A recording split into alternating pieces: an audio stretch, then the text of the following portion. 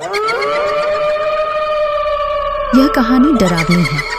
अकेले और रात में पढ़ना आपके अपने जोखिम पर है। भानगढ़ का रहस्य, जहां श्राप शुरू हुआ।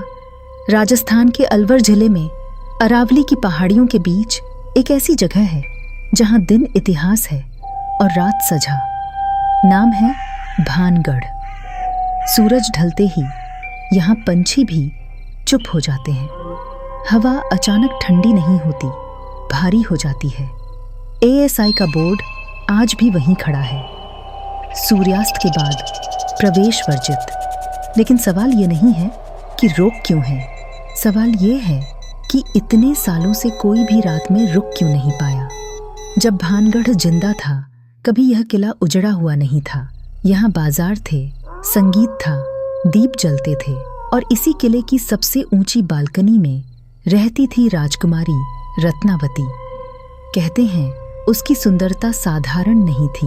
वह सिर्फ चेहरे से सुंदर नहीं थी, उसकी आंखों में कुछ ऐसा था जो मन को बांध ले, और यही उसकी सबसे बड़ी भूल बन गई। तांत्रिक सिंधु सेवड़ा भानगढ़ के बाहर एक अंधेरे कक्ष में रहता था। तांत्रिक सिंधु सेवड़ा। लोग कहते हैं उसे मौत का डर नहीं था, क्योंकि वह मौत से बात करता था। जब उसने रत्नावती को देखा तो प्रेम नहीं हुआ, हवस और अधिकार की भावना जागी। उसने काले मंत्रों से एक इत्र तैयार किया, जिसे सूंघते ही रानी उसकी हो जाती। लेकिन रत्नावती सब समझ गई। उसने वह इत्र पत्थर पर फेंक दिया। पत्थर लुढ़कता गया और तांत्रिक से टकराया।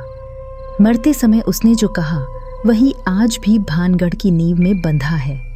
यह नगर नष्ट होगा और यहाँ मरे हुए कभी मुक्त नहीं होंगे। कुछ ही समय बाद भानगढ़ उजड़ गया, पर आत्माएं यहीं रह गईं। 2019। एक रात 4 दोस्त आरव, सिया, निखिल और कर्ण दिल्ली से आए थे। उनके लिए भानगढ़ बस एक कंटेंट लोकेशन था।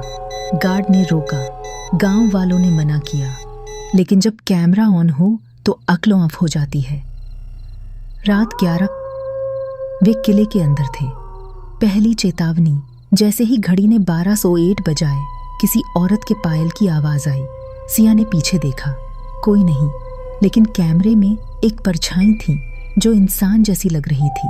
तभी दीवार पर धीरे धीरे शब्द उभरे, रानी जाग चुकी है। और उसी पल मंदिर के अंदर से एक धीमी हंसी आई, जो अंदर रह गया। अब समय सामान्य नहीं था। मोबाइल की घड़ियां 12 सी को 7 पर रुक चुकी थीं। नेटवर्क गायब, कंपास घूम रहा था। हवा सीधी नहीं चल रही थी, वह नाम ले रही थी। सिया का बदलना। सिया अचानक गिर पड़ी। उसकी आंखें खुली थीं, पर वो देख नहीं रही थी। उसके मुंह से एक ही बात निकल रही थी, वादा निभाओ, वादा निभाओ। और तभी वो दिखाई दी। रानी की आत्मा, लाल लहंगे में, जली हुई त्वचा, सफेद आंखें। वह जमीन पर नहीं चल रही थी, तैर रही थी।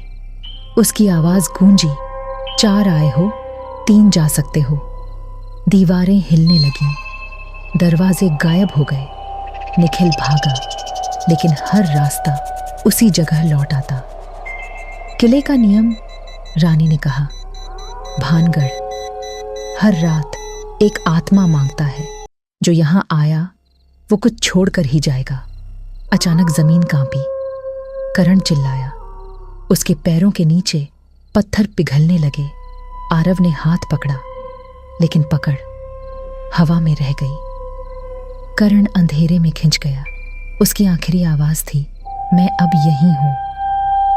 सुबह का सच। सुबह 6:10 बजे 3 लोग किले के बाहर मिले, जिंदा लेकिन अंदर से खाली। पुलिस आई, कैमरे मिले। रिकॉर्डिंग के आखिरी फ्रेम में एक आवाज थी, 4 आए थे, एक अभी भी अंदर है। अंतिम सच्चाई, भानगढ़ भूतिया नहीं है, यह अधूरी इच्छाओं का कब्रिस्तान है।